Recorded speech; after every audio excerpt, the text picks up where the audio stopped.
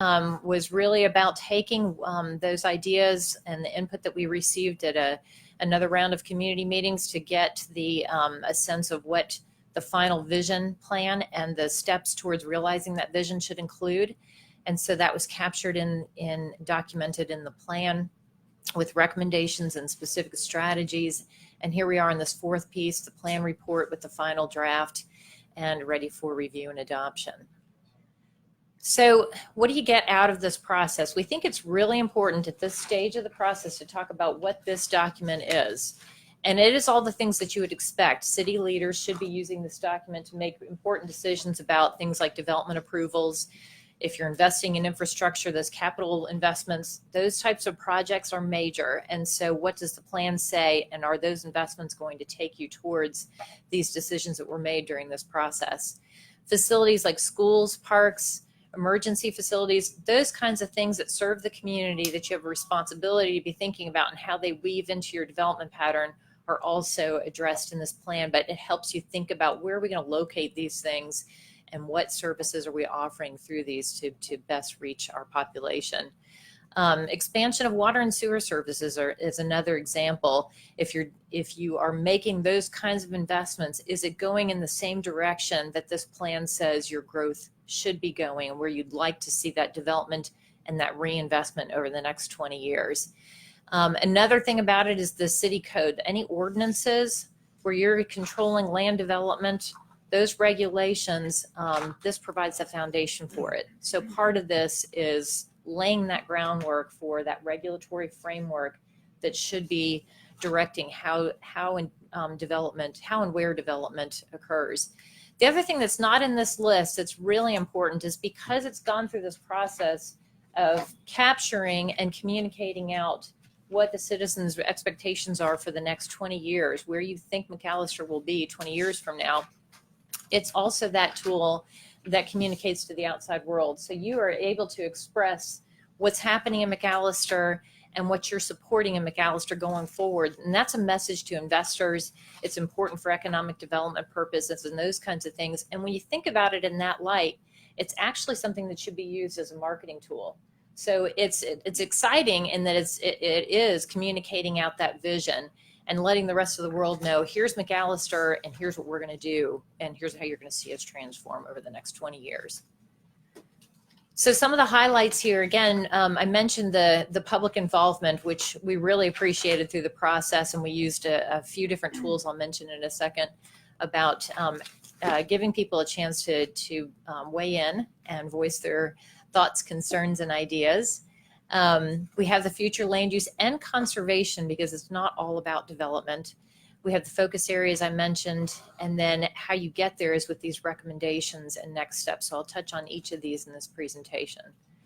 The public involvement, we had great response to surveys that we put out, and these coincided with the same kinds of things that we wanted to learn in advance of and during the community meetings.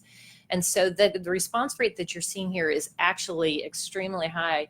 I'm sure Carl and Kayla would agree that when we look across the types of projects that we do all over the country, that kind of response rate is among some of the highest that we've seen.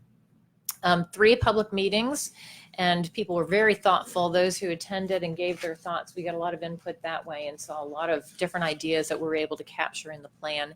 And then other events like the Halloween downtown event.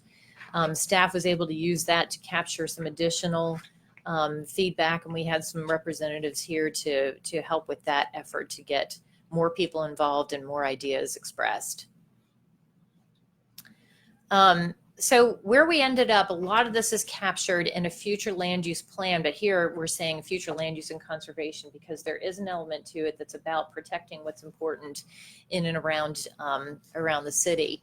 And so this is a common component of these types of plans, but it doesn't cover everything that this plan is expressing. So this is about that future development pattern categorized in these land use categories that when you look in the plan, you'll see that it's more than land use. There's an expression of the kinds of things that give each of these places their character.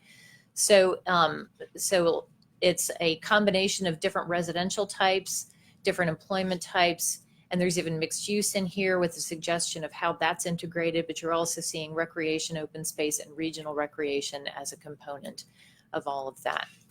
Conservation is in the outlying areas and complements the open space that makes up your recreation system that's also reflected here. And these are the place types that you'll find within the plan that do that job of describing in more detail the flavor of each of these types of places as they grow and develop over time.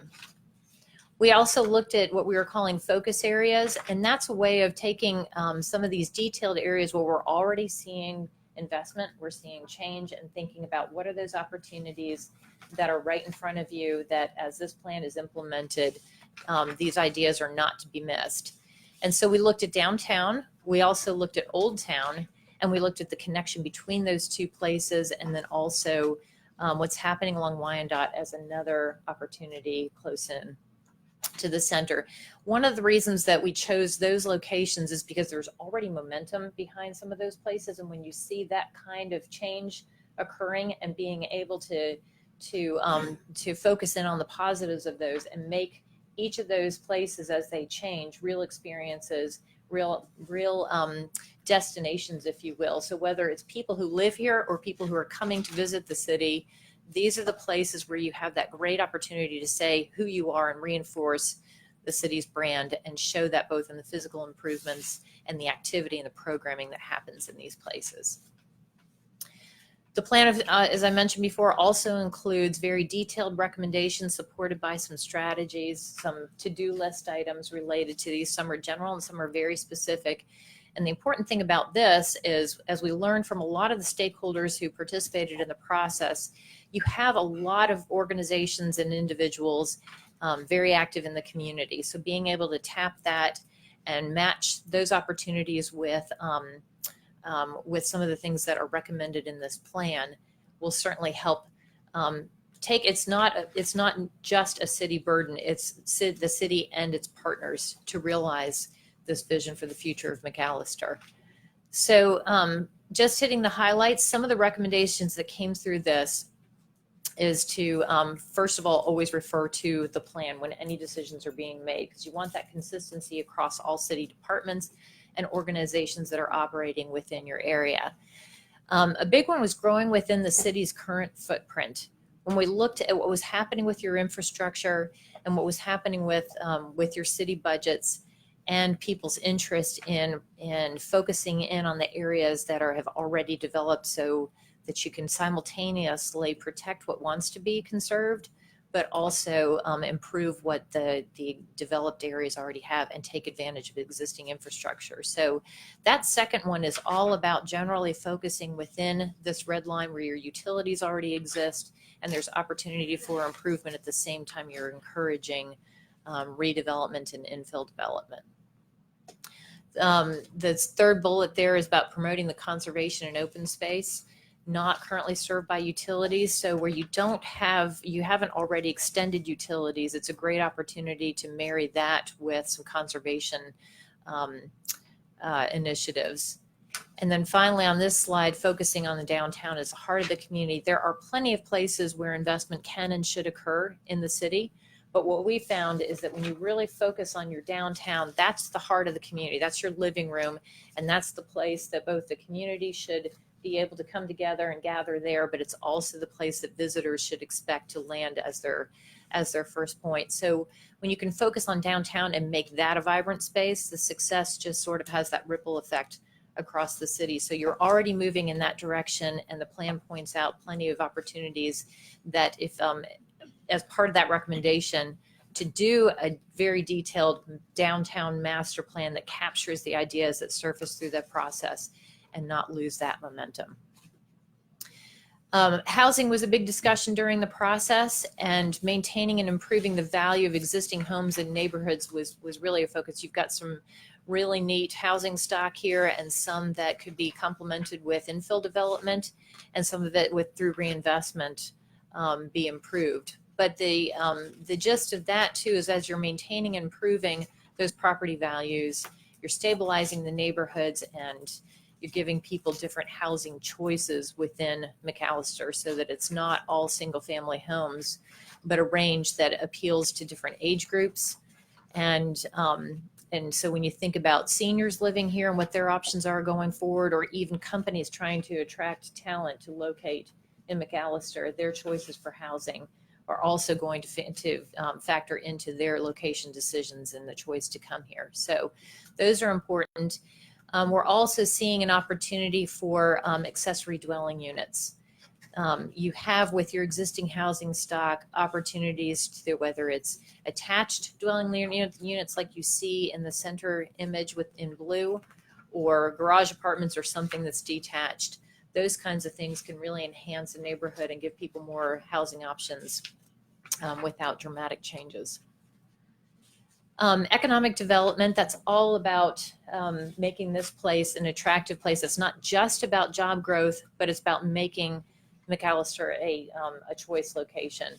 And so as we look at this, you have a brand that started with economic development and is now, and I love seeing all the people wearing the shirts with the logo on it tonight, but being able to communicate this brand out. And we think it's spot on, because what we've heard through the process is, isn't this great that we have this great city with such historic assets here, and just, it's a real city here. And right on our edges, we've got this wonderful array of open space activities, the different kinds of things to participate in, whether it's the fishing or the hiking or the mountain biking, all those kinds of things. And with this as that center point, it's really a neat combination that should find its way into all communication about the city going forward. So look for those opportunities across all departments and organizations to reinforce that brand. It figures into quality of life too. So when you think about how people are making their choices, quality of life is in those top 5 factors that they're looking at to decide whether or not they want to locate within a community. So that first one plays into that, but your business recruitment strategy is certainly strengthened by being able to tell people what it's like to live here and how close you are to some of these outdoor recreation opportunities. I've already talked about supporting the efforts to reinvest in and revitalize downtown. You have some programs already underway and things that are just really getting off the ground, but to keep going with that so that you make developing and reinvesting in downtown an easy choice. The Highway 69 corridor will continue to be a regional commercial center, and how you make that an easy place to be, and that mix of uses out there complementing the surroundings as well. So that's also a key piece of your development pattern. In the parks, recreation, open space, and natural resources, we put these together because we see this as a system that's complementary, that offers both active and passive recreation. So it's in broadening the scope of what that system is. You're actually appealing to a wider age range and range of interests. So you have some great facilities that, as we heard through the process, a lot of people said, you know what, let's just really improve what we have. We need to focus on these great parks that we have and just keep them nice and enhance those, and then new facilities should complement that. So that network also needs to be connected. So you're working on a trail system. So we've highlighted what's been decided already by this community to emphasize and underscore the importance of making those linkages so that each of these places become a destination within that circuit, if you will. Again, promoting the conservation of open space and the natural resources. There are things that can be done in your code to address those conservation measures and make it easy for developers to make open space a component of development. So the plan highlights some of those options for doing that. Related to the infrastructure and facilities and services, so your systems, we know, need some work, and being able to look specifically at your water and wastewater through master planning, and not only prioritize those improvements, but prioritize those improvements so they align with where you want to direct growth as a result of what you've learned through this process. Maintaining the existing facilities and improving the system, the transportation is what I'm talking about, the second bullet there. but being able to improve your overall system working with ODOT to not just move traffic, but look for ways to make it more of a multimodal system that will complement development as it comes online. And it really should be supportive of, not barriers within your development pattern. And then health and well-being was a focus of this as well. We were looking at your county data, and then more specifically what we were seeing in McAlester and hearing from folks. But when you can make McAlester a healthy place to live, that also is a piece of that quality of life. It's not just physical health, but your emotional health and people's need to feel attached to this place. And so that coordination with your county and regional agencies to help make sure that what's being offered here and what really constitutes quality of life, that they're part of that conversation. Your investments in public infrastructure should also take that into account. So when you're thinking about major investments, asking yourselves, how is this going to benefit the overall community health and well-being, which has so many facets to it. I mentioned that in terms of attracting, it's important for economic development and job growth. Making sure the open space is more accessible. A lot of people say that if they just had access, better access to through connections or awareness of where these facilities are and what's available within them, they actually might exercise more or get out in nature. So it's not just about active recreation, it's also about the passive. But all these improvements and how they're designed should always take into account what we call CPTED for short, but it's crime prevention through environmental design. So the lighting, the landscaping, all those kinds of things we heard from the public, that those improvements should really make a place safer and extend the hours of use. So where do we go from here? This plan adopted by your city leaders then gives you that permission to move forward and start implementing. And that's the real work of this plan, is the implementation phase. And so tomorrow morning we'll be working with staff to start looking at what an action plan might look like and take staff through a few steps of being able to sort through these recommendations and zero in on some things that are that near-term short to-do list. So we'll be doing that tomorrow. And then the code assessment. So you want to remove those regulatory barriers to achieving what you decided in this planning process is important for the future of McAlester. And so one of the things that you can do right off the bat is a code assessment to find those barriers and find those recommendations for what's the alternatives so that those improvements can start to be made. Some of them may be short-term amendments, and some of it may be that you rewrite the code, but that assessment will tell you that. So those are the next steps, and those are that I've tried to be brief so we could hit the highlights, but wanted to save some time for questions at this point. So we'll open that up unless Carl or Kayla, do you want to add anything? Okay, thank you.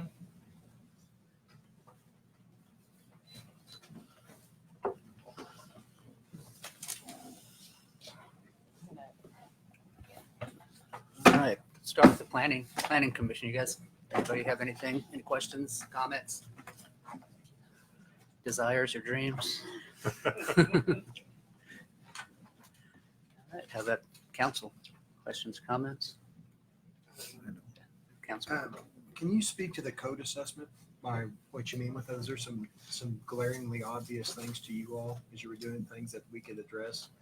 Yeah, so I'll start and see if Carl and Kayla think of anything else, but there are three things that really jumped out at us as opportunities that are in your, that if you change some of the things in your code. One of them is the housing. And so you've already done some things to allow for some smaller product single family homes, which is great. And so we're also seeing an opportunity through a second change, which is the mixed use development, and having districts that really reflect what you expect in the way of mixed use, because it's not a one size fits all. And in doing that, some of the residential can actually be part of those mixed use environments. So it's the combination of these other products other than single family, how they find their way into mixed use, and then the accessory dwelling units that I was mentioning to you. Those are some easy fixes that could happen pretty quickly. Your downtown, we actually, during the process, looked at it as sort of 3 sub areas that each had their own mixed use character, but that would be a huge step forward.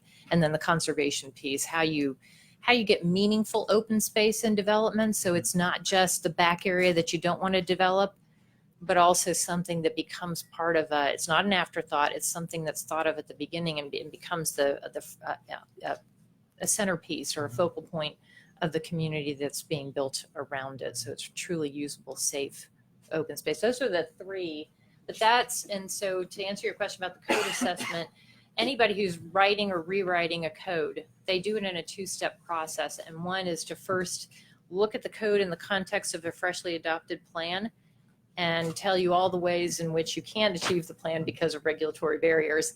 And then from that, they'll make recommendations about what those changes should be. So part 2 is always the actual changes to the code. So did I leave anything out that were the big code changes? Okay. I do have one question, because this is just interesting to me when you talk about the conservation side of things. Do you see a lot of the communities that you're working with now when it comes to stormwater and tackling that? I'm sure that detention ponds and things like that, but are you seeing more ideas of stormwater pertaining to communities much larger than us, and I'm sure smaller than us too, that it's tackling it from a perspective of vegetation, planting trees? How can we reroute this and increase benefit? Or are you seeing a lot of still that we're going to build canals, we're going to do this, we're going to impact ways in this? How are you seeing other communities tackle that? Right. So green infrastructure is the word that everybody hears. So I'll say a couple things, but Carl, you're well versed in this topic. But just from an open space perspective, the community is large and small that we've been working with are seeing that chance to define, multiple benefits. And so going through that process of saying, here's what we value in the way of open space. Some of it's a natural resource benefit, some of it's a recreation benefit. But as you start to list out all those benefits, you start to see that you can take one open space and it hits on a number of those things in that checklist. So from a stormwater management perspective, it can be the floodplain. It can also be that buffer that deals with water quality, but it can also be where your wildlife is able to traverse, and it's where you could have greenways for that, for trail connections, for active recreation and transportation. So yes, so it makes it a pleasant environment as opposed to just this utilitarian. Are you seeing more communities directing that way, or is this something that's still on the fringes? I think it's more commonplace, is it not? Yeah, it's getting a little more commonplace. It is, how would you put it this way? It's still a little bit on the fringe because there's a lot of impediments to doing the development. But those communities that have tried it really starts with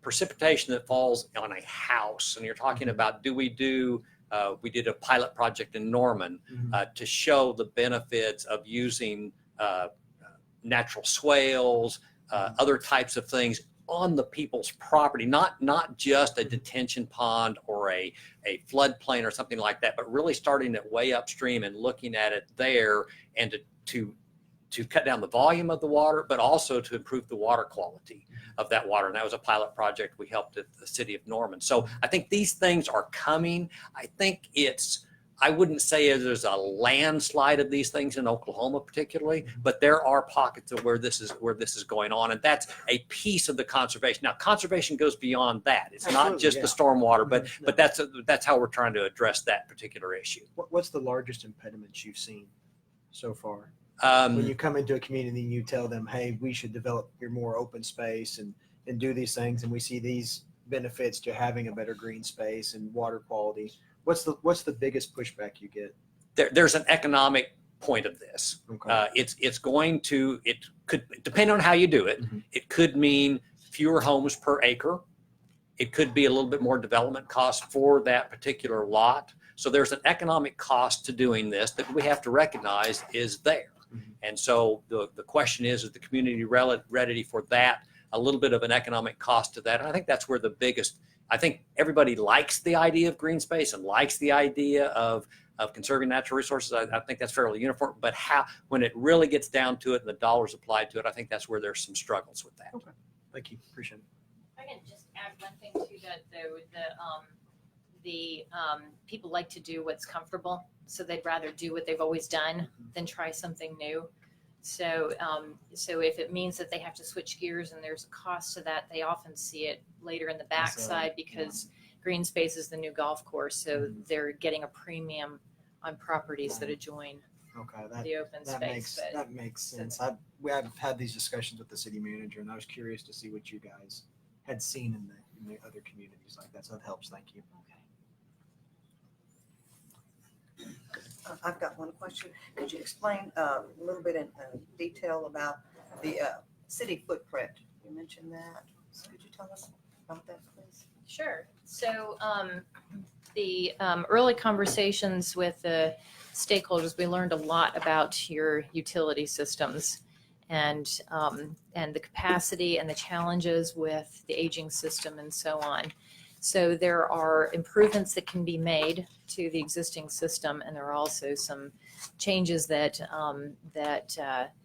are already slated. But the opportunity there is to concentrate that funding in the areas where you can improve, which may also mean that you've got capacity in some of these places where you just need some quick fixes, but you also have some complete replacement and upgrades. But if you're going to spend that money concentrated there rather than being distracted, if you will, with extensions outside of your current service area. And so in doing that, you're supporting what's needed for that reinvestment in the core.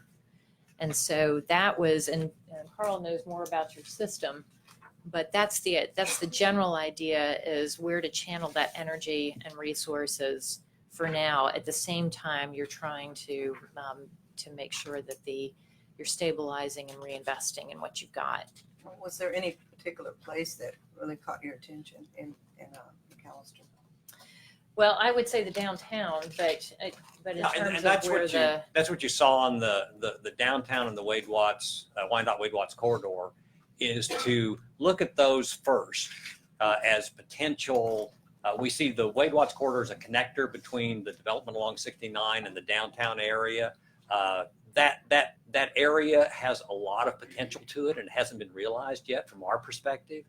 And so that's an area where it's internal to the city already. You don't have to extend roadway systems. In fact, we might modify the roadways, but we don't have to extend them. We have water and sewer service already there. So those are some areas in which you can do some redevelopment and development activities that would then not cost you by extending your system, spending the cost to extend the system, and also the maintenance cost of an extended system. So that's what we're looking at for McAlester. We feel that's a need for McAlester. And that's a typical area that we looked at and focused on. No, it wasn't going down as far as the KTC, the Comici Technology Center. You're not talking that far down. You're talking more. Oh. Well, it could. I mean, I would do it. We do it in chunks. I'd certainly advise doing it in chunks. I think development is better if it's concentrated at first instead of spreading one here and one there. We would probably. We haven't really got too much. One of the things we're doing tomorrow is the action plan to talk about what are the what are the high priorities things. So I don't want to put our views ahead of the city's views on that. But from our standpoint, doing some concentrated efforts and perhaps starting downtown and spreading out from there might have better fruit for you. Also, there's some geography challenges there as you get down to the technology center. So that's just some thoughts. But that's one thing we're going to talk about with staff about the some of this action plan tomorrow. Oh, thank you. Well, I think our biggest impediment to growth is housing, because as this points out, we have low end and high end. We don't have any middle income, and we don't have any market rate apartments. So as far as where we invest to get the best return on investment for the city is we have to try to bring people into town now, because we've got a static population. We've had it for decades. So what do we do to incentivize housing, to get people to build middle income housing? Right. Well, I mean, it depends on, and that's part of what you'll learn during the code assessment is,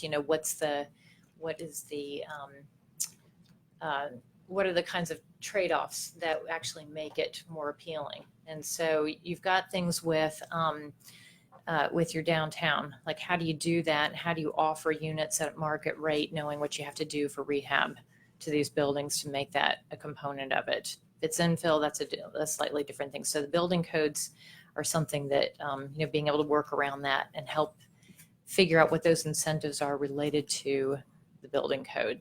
Another one is changing your regulations so that people have more flexibility with the lots, especially in the in-town neighborhoods, to be able to have these accessory dwelling units in a way without having to go through a rigorous process to get those permitted. So a lot of by right options would make things, that in and of itself is an incentive when you have fewer reviews and to go through to get to a certain point.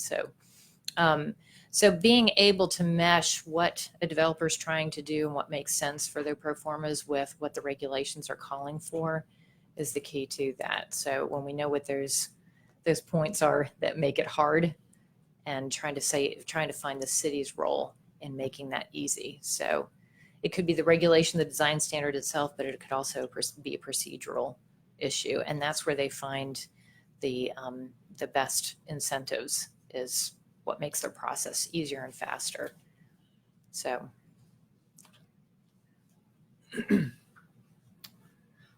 Does anyone in public have any questions?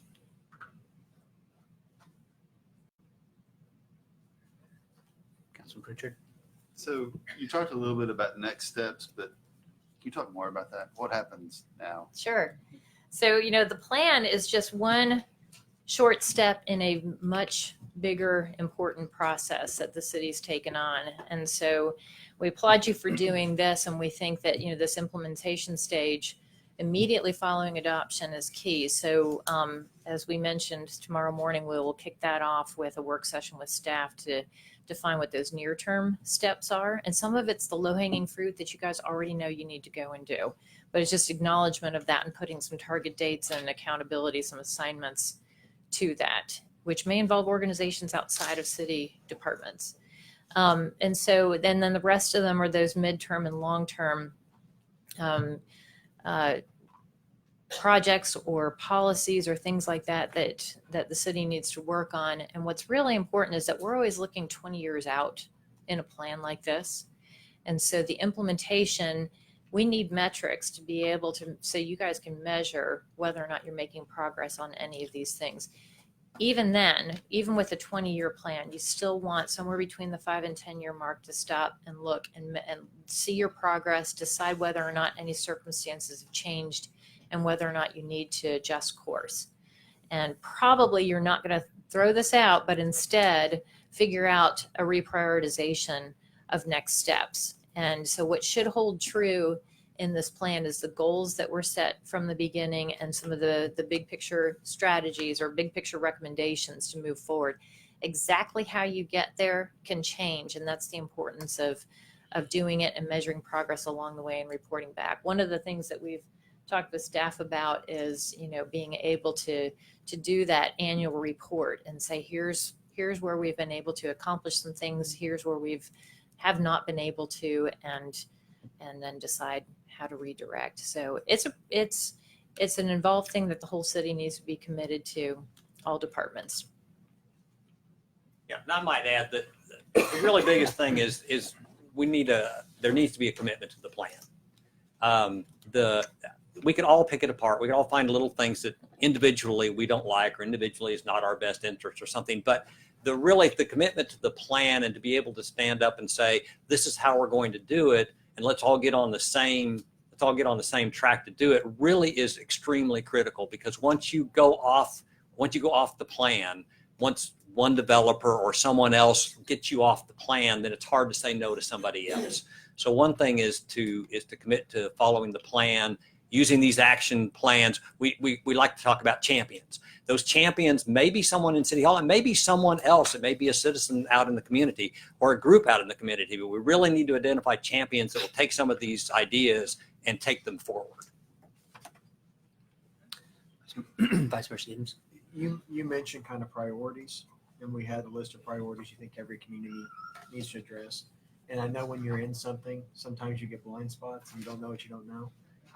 On two outsiders' perspectives, what's our number one thing that we're missing? Well, I'm going to start with this, and then Carl, you can jump in. I think that You got to get up in the microphone now. Oh, yeah, it's being recorded. Yeah, none of this back talk. So, I think it's your brand and how you communicate out. The brand is not the problem. That's really good. It's how the community talks about McAlester and promotion of McAlester and the image of McAlester. You have so much to offer here and so much to build on. And then you're in this context that's really cool. And I think, when you can send the right messaging out, it's a lot easier to attract those employers and the talent that wants to follow them or wants to be here. And so I think that, that use of the brand and figuring out how to weave that in. So, and I say brand just because you've done a good job of capturing the essence of McAlester. So as much as you as a community can promote and talk up McAlester, I think that's a really big deal. And it's hard to toot your own horn, and it's hard to say, well, we're really great, but that's one of the things that I think we do well, is just being able to come in and say, wow, this is cool for these reasons. And being able to wrap that up into that messaging that goes out to whoever you would expect to stay here for the long term and move here in the future. So that's one big one That is a huge one. Even I think one of the responses you had to what do you like about McAlester, the predominant response was not much. I know. And that's something we've definitely got to address. And then once we've gotten people committed to that, you'll see several recommendations that were pretty high on the list about infrastructure. This is a 20-year plan, and we just have to acknowledge that there's some infrastructure issues that we need to take care of. And I think that will go along with, because if you can promise people things and you can tell them what a great place it is and everything like that, but when they don't have water, they don't have sewer, or whatever it might be, they can't get from place to place, that becomes a major issue. So that's something on a 20-year plan we've really got to focus on while we're doing this. Now, I'm an engineer, so of course you knew I'd say that, but it is true.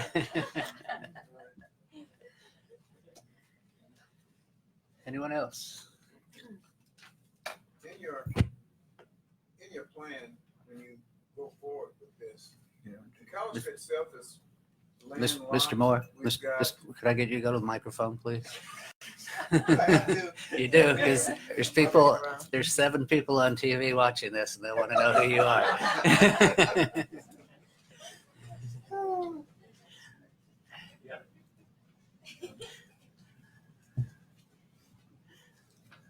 I'm Primus Moore, Vice Chair of the Planning Commission.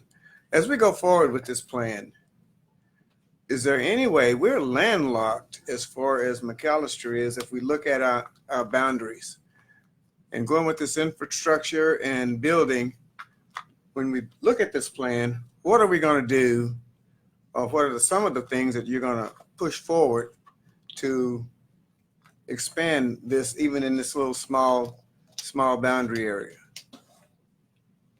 I think a lot of that will be what they were referring to, infill and things. And, let's say the corridor from Main Street to North Town is pretty undeveloped. The Wyandotte corridor there's room there for quite a bit of development, I think, as well.